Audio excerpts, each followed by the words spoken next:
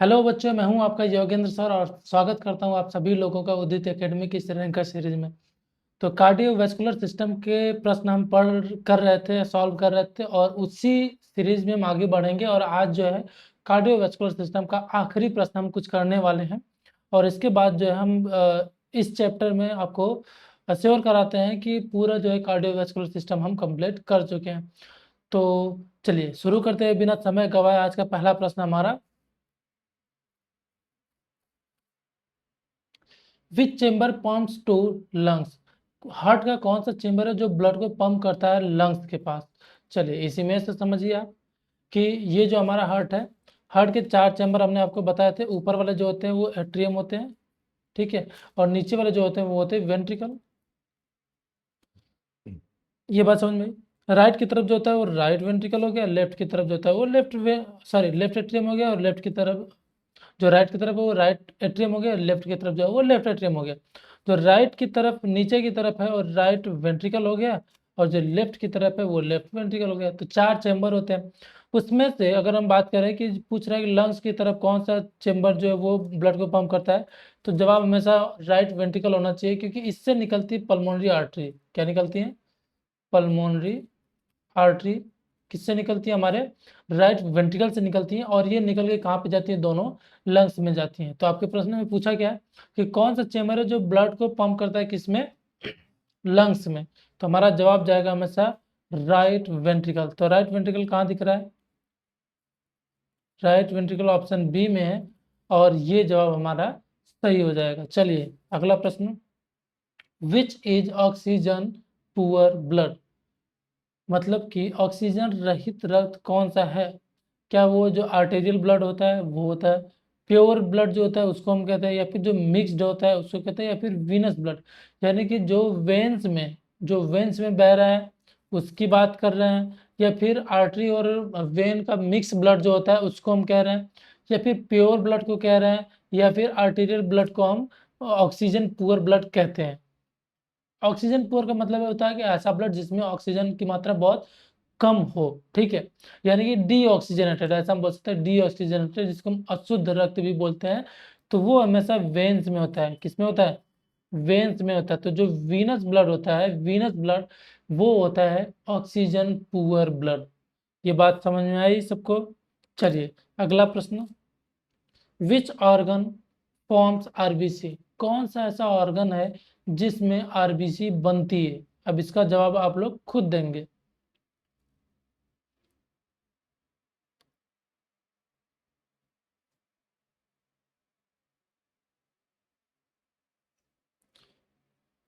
किस ऑर्गन में किस ऑर्गन में आरबीसी का निर्माण होता है, ये जवाब आपको देना है।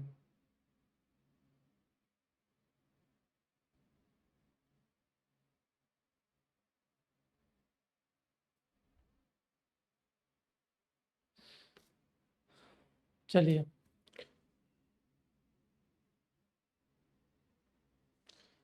अगर अभी आप पढ़ाई को लेकर सीरियस नहीं हुए हैं तो बिल्कुल सीरियस हो जाइए, क्योंकि समय अब नज़दीक आ चुका है, ठीक है, अब समय बचा नहीं है आपके पास। और अगर आप अभी नहीं सीरियस होंगे तो फिर आप समझ लीजिए कि आपका रिजल्ट कैसा होने वाला है। और जिनको लग रहा है कि सिर्फ प्रश्न करने में प्रॉब्लम आ रही है, चीज़ें समझ में नहीं आ रही हैं, तो उनके लिए मैं बता दूं कि थियरी क्लास करनी आपके लिए ज़रूरी है, ठीक है।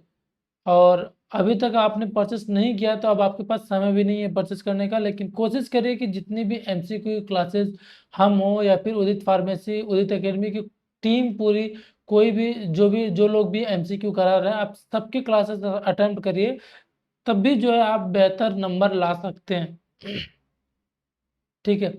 तो चलिए इसके जवाब दीजिए सभी लोग कि कौन सा ऑर्गन है जो आरबीसी का निर्माण करता है।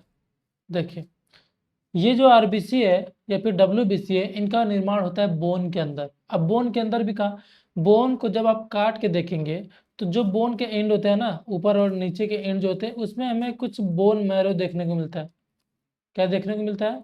Bone marrow. अब ये बोन मैरो क्या है? ये आपको जो शहद के छत्ते की तरह स्ट्रक्चर देखने को मिलता है, इसको हम बोलते हैं बोन मैरो, ठीक है। ये क्या होता है, बोन मैरो। ये वैसे होता है क्या है, ये जगह होता है, इसके अंदर एक लिक्विड जैसा सेमी सॉलिड जैसा स्ट्रक्चर होता है, उसको हम बोलते हैं बोन मैरो। और उसमें होती हैं ब्लड फॉर्मिंग सेल। अब ये ब्लड फॉर्मिंग सेल जो होती है, वहां से निर्माण होता है ब्लड सेल्स का, ठीक है, जिसमें से आरबीसी, डब्ल्यूबीसी, ये सारी चीजें बनती हैं। तो बस आपसे अगर कभी भी पूछे कि आरबीसी का प्रोडक्शन या फिर ब्लड का फॉर्मेशन कहाँ पे होता है, तो हमारा हमेशा जवाब जाना चाहिए बोन मैरो से। और बोन मैरो कहाँ होती है, बोन के अंदर होती है, ठीक है। चलिए, अगर पूछे कि इन्फेंट में कहाँ होती है, तो हम बोलेंगे लीवर में, ठीक है। इन्फेंट यानी कि एक बच्चा जो कि अभी क्या है, बॉर्न नहीं हुआ है, तो उसको हम, उसका जो ब्लड बनता है वो कहाँ बनता है, लीवर में बनता है। बात समझ में आई? चलिए, अगला प्रश्न, pulse rate equals, pulse rate जो था वो किसके बराबर होता है? क्या जितनी हमारी बीपी होती है उतना ही पल्स होता है? क्या जितना स्ट्रोक वॉल्यूम होता है उतना पल्स होता है? या हार्ट रेट के बराबर हमारा पल्स रेट होता है, या फिर कार्डियक आउटपुट के बराबर हमारा पल्स रेट होता है? देखिए, ब्लड प्रेशर नॉर्मली कितना होता है, 120/80। और पल्स रेट को कभी हम ऐसे mm/Hg में तो मेजर करते नहीं है, ये तो गलत हो गया। दूसरा जो है स्ट्रोक वॉल्यूम, स्ट्रोक वॉल्यूम कितना होता है, 70 ml होता है। 70 ml का मतलब क्या है कि एक बार जब हार्ट पंप करता है तो कितना ml ब्लड जो है वो हार्ट से बाहर निकल रहा है, उसको हम बोलते हैं स्ट्रोक वॉल्यूम। तो 70 ml होता है। तो ऐसा नहीं है कि जितनी बार बीट करता है उतना ml ही निकलेगा, नहीं, वो तो अलग चीज़ है कि कितना ml ब्लड बाहर निकल रहा है। अब ऐसा नहीं है कि कितनी बार धड़केगा उतना ml निकल रहा है। अगर एक एक ml निकलता तो बात समझ में आती है, लेकिन एक बीट में 70 ml निकाला तो वो पल्स रेट के बराबर का कोई कॉन्सेप्ट यहाँ पे है ही नहीं। नेक्स्ट, अगर बात करें कार्डिक आउटपुट की, तो कार्डिक आउटपुट क्या होता है कि 1 मिनट में, 1 मिनट में क्या होता है कि कितना जो है स्ट्रोक वॉल्यूम है, स्ट्रोक वॉल्यूम 1 मिनट का जो होता है उसको हम बोलते हैं कार्डिक आउटपुट। तो यहाँ पे पल्स रेट के इक्वल होने की बात करें तो जितनी बार हार्ट जो है धड़केगा उतनी बार हमें पल्स मिलेगा। तो हार्ट रेट के बराबर जो होता है वो हमारा पल्स रेट होता है। तो राइट आंसर ऑप्शन सी हो जाएगा, हार्ट रेट, ठीक है। जितनी बार हार्ट बीट करेगा उतनी बार हमें पल्स मिलेगा। तो पल्स रेट किसके बराबर होता है, हार्ट रेट के बराबर होता है। चलिए, अगला प्रश्न, which disease cause high blood pressure? कौन सी डिजीज है जो हाई ब्लड प्रेशर कॉज करती है? और हाई ब्लड प्रेशर होने को जो हम नाम देते हैं, उस डिजीज का नाम भी वही लिखा हुआ है। तो ज़्यादा बीपी होने को हम क्या कहते हैं, ये आपको पता होना चाहिए। क्या कहते हैं अगर बीपी ज़्यादा हो जाती है तो?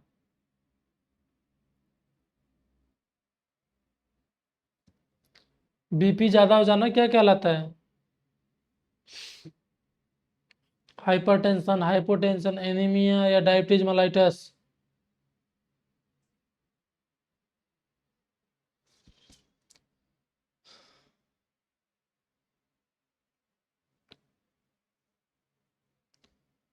ज़्यादा बच्चों का जवाब आना चाहिए, कमेंट करने में कोई कंजूसी नहीं।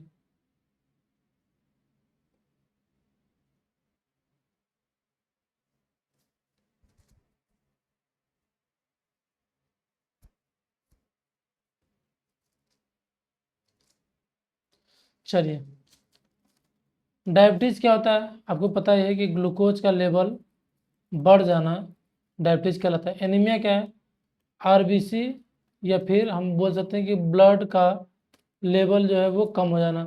हाइपोटेंशन क्या है, बीपी का कम हो जाना। और हाइपरटेंशन क्या होता है, बीपी का बढ़ जाना। तो कौन सी ऐसी प्रॉब्लम है जो बीपी को हाई कर रही है, ज़्यादा कर रही है, तो वो है हाइपर टेंशन। हाइपर टेंशन जो होता है वो, उसमें क्या होता है, ब्लड प्रेशर ज़्यादा हो जाता है। ये बात समझ में आई? चलिए, अगला प्रश्न, विच चैम्बर रिसीव्स ऑक्सीजनेटेड ब्लड? कौन सा चैम्बर है जो ऑक्सीजनेटेड ब्लड रिसीव करता है? ठीक है। अब ऑक्सीजनेटेड ब्लड आता कहाँ है, लंग्स से आता है। तो लंग्स से जो ब्लड आता है वो किस चैम्बर में जाता है, बताइए। जो ब्लड लंग से आता है वो किस चैम्बर में जाता है?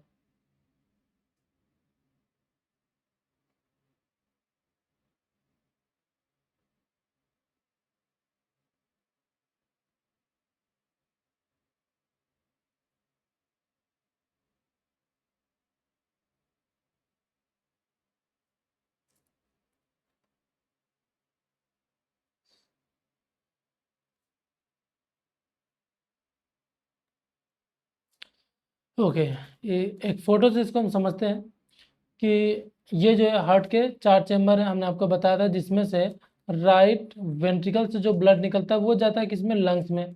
दोनों लंग्स में जा रहा है, ठीक है, दोनों लंग्स में गया। अब ये जो ब्लड गया वो कैसा था, CO2 वाला था, डीऑक्सीजनेटेड ब्लड था, ठीक है, CO2 वाला डीऑक्सीजनेटेड ब्लड था। अब ये जब गया लंग्स में, तो लंग्स में जाने के बाद यहाँ पे इस ब्लड में क्या मिल गया, ऑक्सीजन मिल गया, और ये जो ब्लड हो गया अब ये ऑक्सीजनेटेड हो गया, ऑक्सीजनेटेड यानी कि शुद्ध हो गया। शुद्ध होने के बाद दोनों लंग से हम देख रहे हैं कि ये ब्लड आ रहा है किसकी तरफ, हार्ट की तरफ, और हार्ट के इस चैम्बर में, और इस चैम्बर को हम बोलते हैं लेफ्ट एट्रियम, लेफ्ट एट्रियम में जाके ओपन हो रहा है। तो इसका मतलब कि जो ब्लड लंग से शुद्ध होके ऑक्सीजनेट होके वापस हार्ट में आता है वो लेफ्ट एट्रियम में जाके ओपन होता है, ठीक है। तो यहाँ पे पूछा गया है कि विच चैम्बर रिसीव्स, कौन सा चैम्बर है जो ऑक्सीजनेटेड ब्लड को रिसीव कर रहा है, तो लेफ्ट एट्रियम जो है वो रिसीव करता है ऑक्सीजनेटेड ब्लड को। तो हमारा आंसर जो है वो राइट हो जाएगा लेफ्ट एट्रियम, ऑप्शन डी। बाकी A, B, C ऑप्शन जो है वो गलत हो जाएंगे, ठीक है। बात समझ में आ गई। चलिए अगला प्रश्न, which vessels carries blood to liver, कौन सी वेसल्स है जो ब्लड को कैरी करती है, किसके पास लेके जाती है, लीवर के पास, यानी कि जो लीवर की ब्लड सप्लाई है, ब्लड वेसल्स का नाम पूछ रहा है जो लीवर को ब्लड सप्लाई करती है। चलिए जवाब दीजिए। उस आर्टरी का नाम भी उस ऑर्गन से जुड़ा हुआ है, ऑर्गन से, ऑर्गन के नाम पे रखा हुआ है। अगर आपको पता होगा कि लीवर को हम क्या कहते हैं मेडिकल टर्मिनोलॉजी में, तो आप बता सकते हैं उस आर्टरी का नाम क्या है।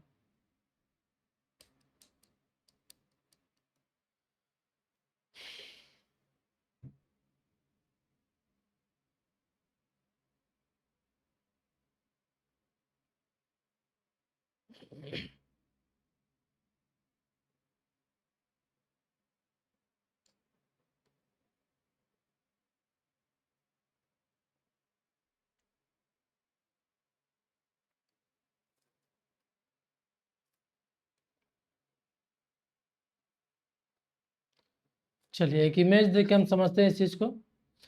ये जो आपके सामने ऑर्गन दिखाई दे रहा है इसको हम बोलते हैं लीवर। ये क्या है, लीवर, ठीक है। अब इस लीवर में हमें यहाँ पे एक आर्टरी जाते हुए दिखाई दे रही है जिसका नाम है हिपैटिक आर्टरी। और ये कहाँ से आ रही है, ये एक ब्रांच है ऑर्टा से निकल के आती हुई, जिसको हम बोलते हैं हिपैटिक आर्टरी। और हिपैटिक का मतलब होता है लीवर। कहीं पे भी अगर बात हो हिपैटिक की, तो इसका मतलब ये किसको इंडिकेट कर रहा है, लीवर की बात कर रहा है। तो वो आर्टरी जो लीवर के पास जाती है इसको हम बोलते हैं हिपैटिक आर्टरी। उसके अलावा कुछ चीज़ें हम आपको और बता दें, तो ये एक पोर्टल वेन। पोर्टल वेन का काम क्या होता है, देखिए एक आर्टरी होती है जो पूरे इंटेस्टाइन को, पूरे डाइजेस्टिव सिस्टम को सप्लाई देती है।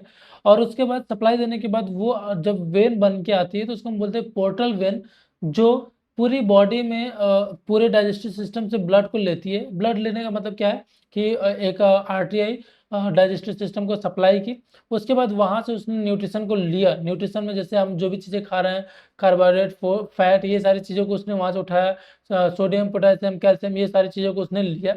लेने के बाद सबसे पहले वो लेके आती है लीवर के पास, जिसको हम बोलते हैं पोर्टल सर्कुलेशन। क्या बोलते हैं हम उसको, पोर्टल सर्कुलेशन बोलते हैं।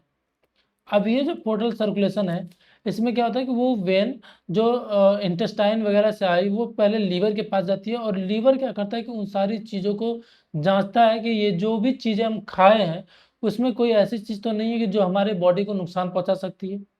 और उसके बाद वो ऐसी कुछ चीज़ों को अपने पास स्टोर करके रख लेता है जिसकी बाद में हमें ज़रूरत पड़ सकती है। जो चीज़ें हम हमेशा नहीं खाते हैं वो लीवर अपने पास रखा रहता है। कभी मान लो हमने बहुत ज़्यादा खा लिया कोई भी ऐसी चीज़, ठीक है, आयरन ही ले लिया, तो आयरन को लीवर क्या करता है, अपने पास रख लेगा कि जब तुम नहीं लोगे तो हम दे देंगे। ऐसा समझ लो कि पूरा स्टोरेज सिस्टम है हमारा लीवर, जो कि क्या करता है कि इसके पास सारी चीज़ें स्टोर करके रखी जाती हैं कि जब हम एक्सटर्नली बाहर से नहीं ले रहे हैं या फिर हमारे बॉडी में खत्म हो चुका है तो लीवर क्या करेगा, थोड़ा थोड़ा उसको देता रहता है।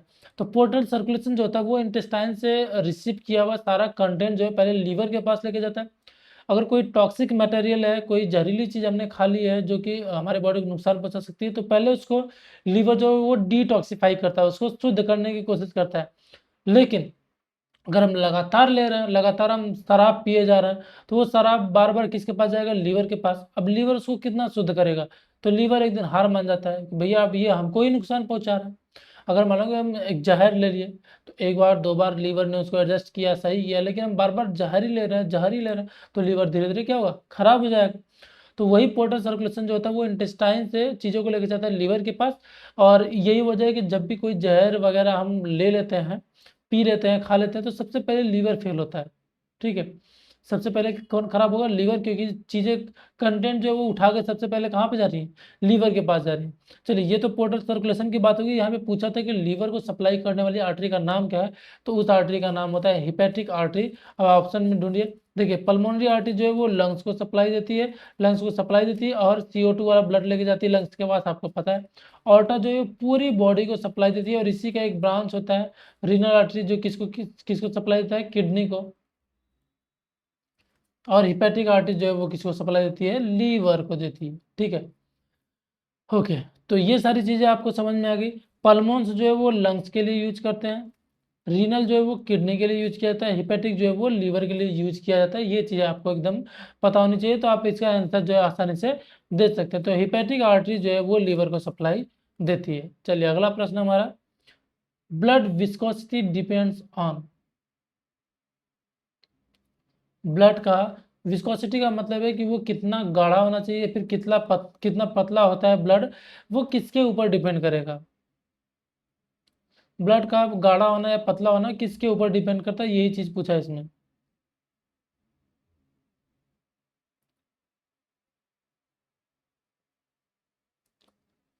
क्या ऑक्सीजन ज्यादा हो जाएगा तो हमारा ब्लड गाढ़ा हो जाएगा?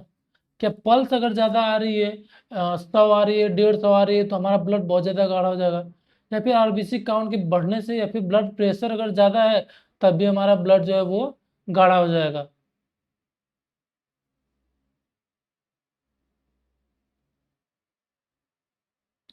चलिए, BP के बढ़ने और कम होने से ब्लड का विस्कोसिटी पे कोई फर्क नहीं पड़ता है। ऑक्सीजन के ज़्यादा कम होने से भी नहीं होता, और पल्स रेट के भी ज़्यादा कम होने से कोई फर्क नहीं पड़ता है। यहाँ पे डिपेंड करता है, RBC एक सेल है, जब सेल ज़्यादा होगी किसी लिक्विड में, जितना ज़्यादा सेल होगी उतना ज़्यादा वो गाढ़ा हो जाएगा। तो विस्कोसिटी हमेशा डिपेंड करेगी किस पे? RBC काउंट पे। किस पे करेगी? RBC काउंट पे। अगर ये ज़्यादा हो गया तो ब्लड गाढ़ा हो गया, ये बहुत कम हो जाएगा तो ब्लड पतला हो जाएगा। सिंपल सी बात है, ठीक है। तो ज़्यादा इसमें दिमाग लगाने की बात ही नहीं है। चलिए, नेक्स्ट प्रश्न हमारा है, विच सिस्टम ट्रांसपोर्ट्स हार्मोन? कौन सा सिस्टम है जो हार्मोन को ट्रांसपोर्ट करता है? यहाँ पे ट्रांसपोर्ट पूछा है, यानी कि एक जगह से उठाया, किसी ग्लैंड से लिया और दूसरी जगह लेके चला गया। जैसे कोई चीज़ मान लीजिए कि TSH, या फिर हम बोले ACTH, एडिनोकार्टिकोट्रोपिक हार्मोन, जिसका यूज कहाँ पे होता है? किडनी के पास होता है, लेकिन बनता कहाँ? पिट्यूटरी। तो पिट्यूटरी से बना, किडनी के पास गया। तो ये जो ट्रांसपोर्ट हो रहा है कि यहाँ से लेके उसको यहाँ तक पहुँचाया गया, वो कौन सा सिस्टम कराता है? यही इस प्रश्न में पूछ रहा है। चलिए, जवाब दीजिए कि हार्मोन को ट्रांसपोर्ट कौन सा सिस्टम करता है?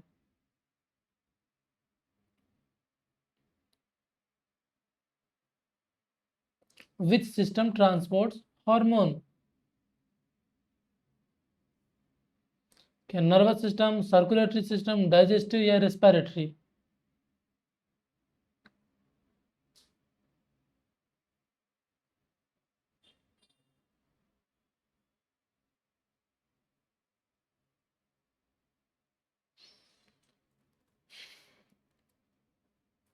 चलिए, नर्वस सिस्टम जो है वो हार्मोन्स को रेगुलेट करता है, ना कि ट्रांसपोर्ट करता है। कब किसकी जरूरत है उसको बनाता जरूर है, आदेश देता है कि तुम इसको बनाओ, लेकिन ट्रांसपोर्ट करना, ढोने का काम उसका नहीं है कि नहीं यहाँ से उठा के वहां लेके जाए। रेस्पिरेटरी सिस्टम का हार्मोन से कोई लेना देना नहीं है। कुछ हार्मोन्स होते हैं जो कि लंग्स से रिलेटेड होते हैं, बाकी पूरे हार्मोन्स की बात करें तो उसका कोई लेना देना नहीं है, ना तो डाइजेस्टिव सिस्टम का है। और नर्वस सिस्टम की बात हमने आपको बताई थी। सर्कुलेटरी सिस्टम में जो ब्लड होता है ना, हमने आपको बताया था कि जो एंडोक्राइन सिस्टम होता है, उसमें से जब भी हार्मोन बनता है तो हार्मोन बन के सीधे डायरेक्टली किससे मिक्स हो जाता है? ब्लड से। ठीक है, किससे मिक्स होता है? Mixed with blood. डायरेक्टली किससे? ब्लड से मिक्स हो जाता है। तो ब्लड जो है वो किसका पार्ट है? वो है सर्कुलेटरी सिस्टम का। हार्ट हमारा पंप करता है तो ब्लड को पंप करता है। बात समझ आ रही है कि नहीं? तो हार्ट जो है, हार्ट हो, ब्लड वेसल्स हो, ये बिना ब्लड के तो इनका कोई काम ही नहीं है, और ब्लड का भी इनके बिना कोई काम नहीं है। तो जो हार्ट है या फिर सर्कुलेटरी सिस्टम है, वो क्या करते हैं, उनके साथ हार्मोन मिक्स होते हैं और एक जगह से दूसरी जगह तक जाते हैं जहाँ पे उनका टारगेट रिसेप्टर होता है। ठीक है, तो हमारा जो ऑप्शन बी है वो करेक्ट आंसर हो जाएगा, बाकी के 3 ऑप्शन गलत। और आज का और इस कार्डियोवैस्कुलर सिस्टम का आखिरी प्रश्न हमारा ये है कि कार्डियोवैस्कुलर सिस्टम जो है उसका मेन फंक्शन क्या है, बताइए। कार्डियोवैस्कुलर सिस्टम हम इतने दिन से पढ़ते आ रहे हैं, इसका मेन फंक्शन क्या समझ में आया? क्या digestion, transport of substance, respiration या मूवमेंट? सिंपल सी बात है कि ये ब्लड है इसमें, और ब्लड को पंप किया जा रहा है, और ब्लड को पंप करके पूरी बॉडी में इसलिए भेजा जा रहा है क्योंकि ब्लड के साथ कुछ सब्सटेंस हैं, जैसे कि सोडियम, पोटेशियम, कैल्शियम, मैग्नीशियम, जितने भी इलेक्ट्रोलाइट्स हैं, उसके अलावा ऑक्सीजन हो गया, फैट हो गया, कार्बोहाइड्रेट, इनको इसी ब्लड के थ्रू एक जगह से दूसरी जगह तक ट्रांसपोर्ट किया जाता है। तो जितने भी सब्सटेंस उनको ट्रांसपोर्ट करना ही मेन काम होता है कार्डियोवैस्कुलर सिस्टम का। ठीक है, तो हमारा जो ऑप्शन बी है कि किस सारे सब्सटेंस को जो ब्लड में होते हैं उनको ट्रांसपोर्ट करने का काम मेन फंक्शन कहलाता है कार्डियोवैस्कुलर का। तो हमारा जो ऑप्शन बी है वो करेक्ट आंसर हो जाएगा। बाकी के डाइजेशन, रेस्पिरेशन, मूवमेंट के लिए तो अलग अलग सिस्टम पड़े हमारे बॉडी में, कार्डियोवैस्कुलर की जरूरत नहीं है। ठीक है, बस जरूरत तो होती है बट मेन फंक्शन की अगर हम बात करें तो हमारा सब्सटेंस को ट्रांसपोर्ट करना इसका मेन काम होता है। तो आई होप कि आपको क्लासेस जो है और पूरा कार्डियोवैस्कुलर अच्छे से समझ में आया होगा, और आपको कोई भी डाउट हो इससे रिलेटेड तो आप कमेंट बॉक्स में डालिए, आपको उसका जवाब जरूर मिलने वाला है। Thank you so much.